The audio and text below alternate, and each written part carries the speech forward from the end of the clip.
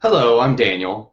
Today I'm going to give a talk from the 37 Practices of a Bodhisattva, and I'm going to refer to the text. I'm going to read from the text, and then I'm going to comment on it. I think Bodhisattva means one who is trying to awaken. So if we're trying to live better lives, if we're trying to be more kind and more wise and live in a more awakened way, then bodhisattvas are what we are, or it's our aspiration. I like that word. So this section is called Relying on a Spiritual Friend, and it's going to cover a little bit of the ground I've covered on previous videos like this, so this may not be a very long one, but we'll see. So relying on a spiritual friend, I'm going to recite from the text now. When relying on the sacred spiritual friend, our faults become exhausted, and our good qualities increase like the waxing moon. It is the practice of bodhisattvas to value such a sacred spiritual friend as more precious than their own body. I'm going to read that again. When relying on the sacred spiritual friend, our faults become exhausted, and our good qualities increase like the waxing moon. It is the practice of bodhisattvas to value such a sacred spiritual friend as more precious than their own body. So there's two different sort of interpretations of this, and I'm going to go over the one I like better and then the one I don't like as much. So first of all, when we're talking about a spiritual friend, we're talking about spending time with someone. Really, it's about, whereas the verse I went over before this was about like avoiding friends who are bad for us. This is about sort of spend time with people that you know are good for you. I think in particular, when we're talking about the sacred spiritual friend, we're talking about, I need to find a way to spend time with people who are more with it than I am. That's what that's about. This isn't about finding people that are as good as us. This is about finding people that we think are better than us and trying to spend time with them.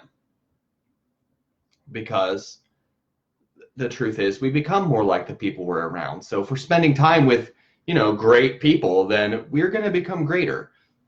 So that's what this is about. It's about when we spend time with really virtuous people, some of our flaws start to fall away. So for example, if you go to hang out with a group of friends, and if you're with a group of friends and there's one guy who is just really attentive, he's really determined to not be the kind of guy who's with a group of friends and messing on his phone, you know what I mean? So he's determined to be in the moment and be present. And so you're at this gathering and everybody else has the compulsion that many people have to mess on their phones. Well, if this one guy's not doing that, it's going to influence other people to not do that. It's not to say being on your phone is bad, but I'm just saying that I see, people go to dinner and they're not talking to each other. They're just on their phones. And I think that one person who's not doing that can influence the other people. And that's sort of what we're talking about. Although I'm thinking bigger than messing on my phone, not messing on my phone. I'm thinking bigger than that. But the point is that if you spend time with people that have good qualities, you will develop good qualities. You won't even really have to try, really. You become like the people we're around. So if we spend all our time with loud assholes, we will become loud assholes. But if we spend all our time with really humble, really kind people, those qualities are going to develop in us. They are. So that's what having the spiritual friend is about. It will cause your good qualities to increase like the waxing moon. And we need to really value those relationships with really virtuous people. We need to value those. Those are really important relationships in our lives. And we're lucky to have virtuous friends. And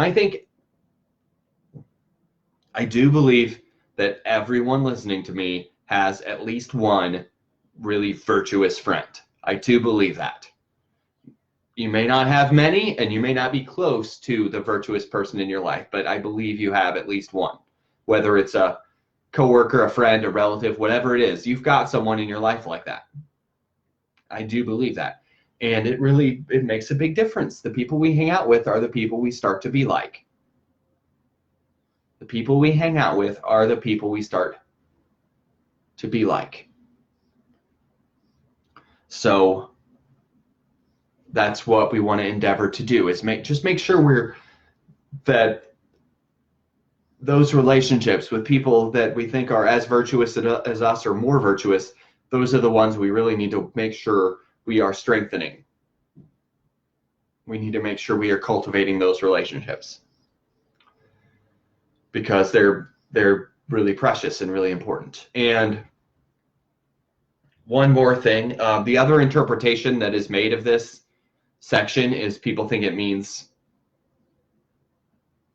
spiritual teacher, spiritual friend. So they use the phrase spiritual friend instead of spiritual teacher, and that's just you have someone who's has that role in your life to be a mentor.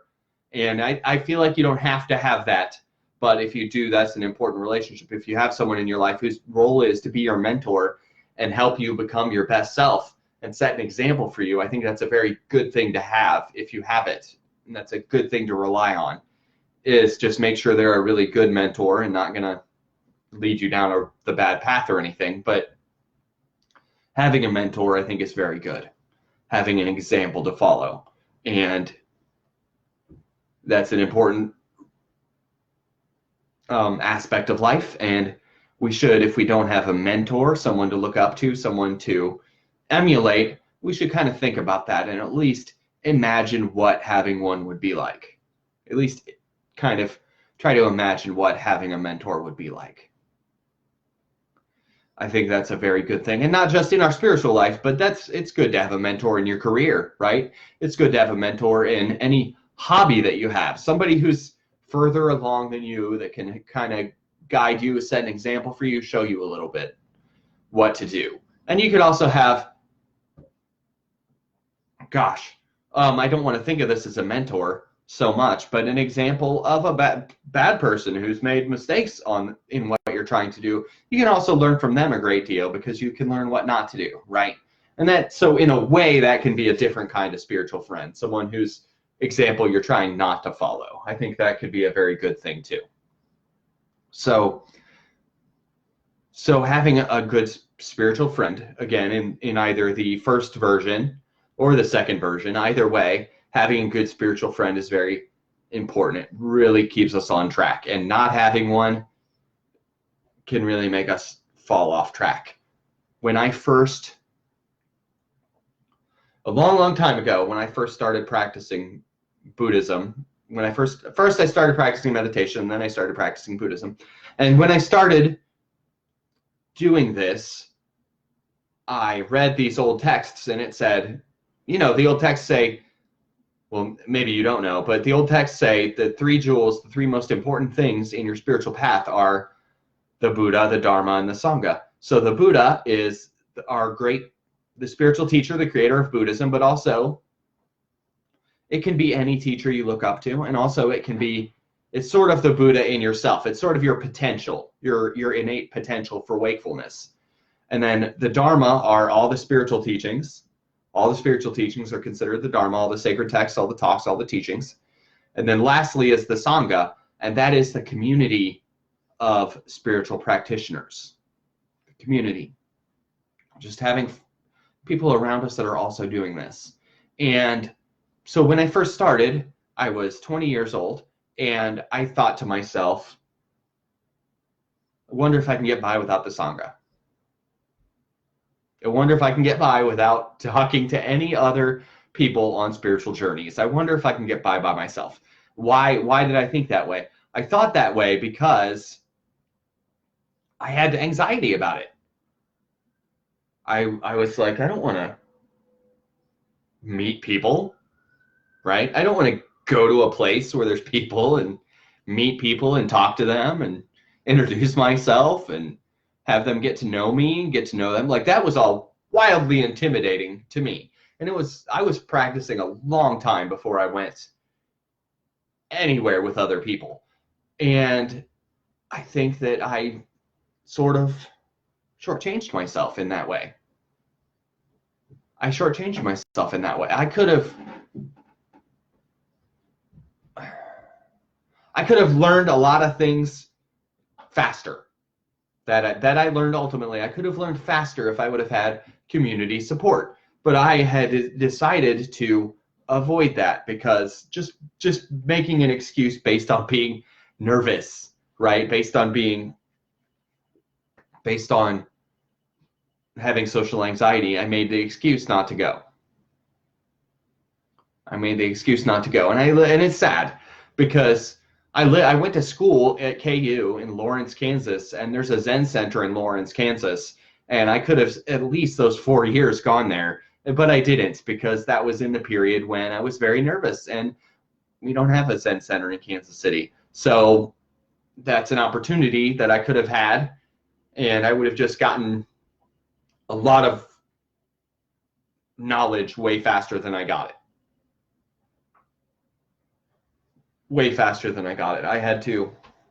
My first temple experience was at a Tibetan temple, which speaks to me less than Zen Buddhism does. But only because I had that anxiety about going into a place. And I'm telling you that because I think a lot of people have that. A lot of people. I know I have seen again and again, few people go to meditation groups by themselves. People do, but few people do that because it's intimidating, especially the first time.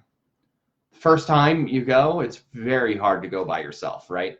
And so that's what I'm thinking about. I'm thinking like temple services, even less. Very few people go to these things by themselves because it's intimidating. You know, you get a friend, maybe your friend's not very interested, but you drag them along anyway, right? That's the strategy people use generally. And I don't know what temples and meditation centers can do to mitigate that because it is still a problem. It is a problem. We're social creatures and we don't want to go to a place where everybody knows each other except for us and we're alone. And it's hard for anyone running a group like that to be so welcoming that a person coming in by themselves is not uncomfortable. That is so hard. That is a bridge I was not able to build, really.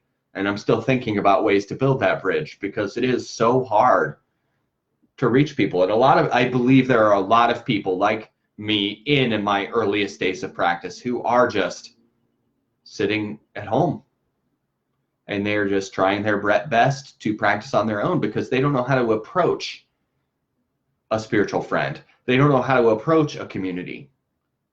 And I have no answers to that. I don't know how we square that circle because it is challenging. It is challenging. It feels like it shouldn't be a barrier, but somehow it is. I'm looking at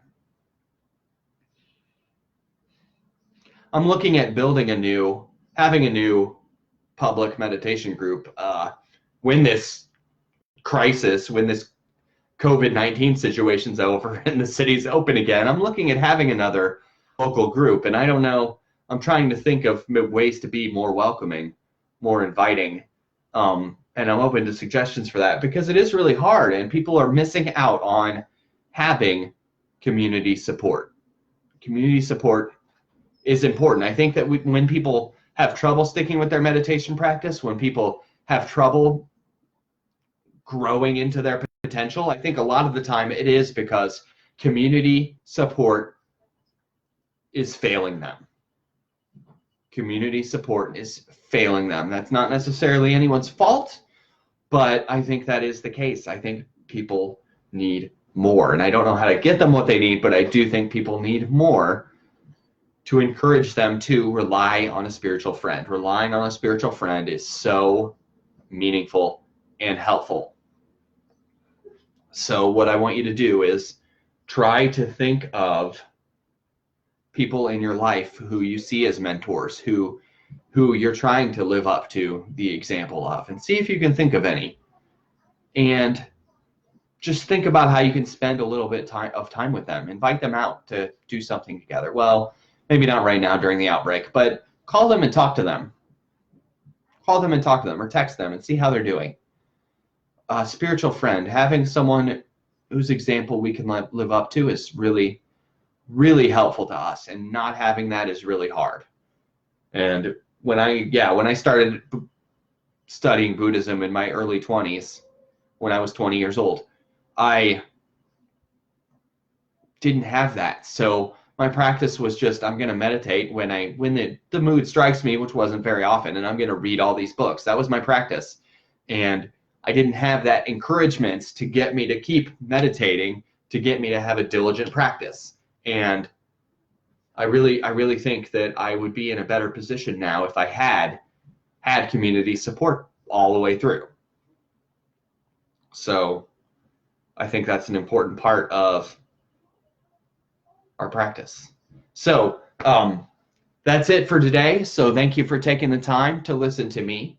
I'm going to see if I can do another one tomorrow. So thank you and have a good day.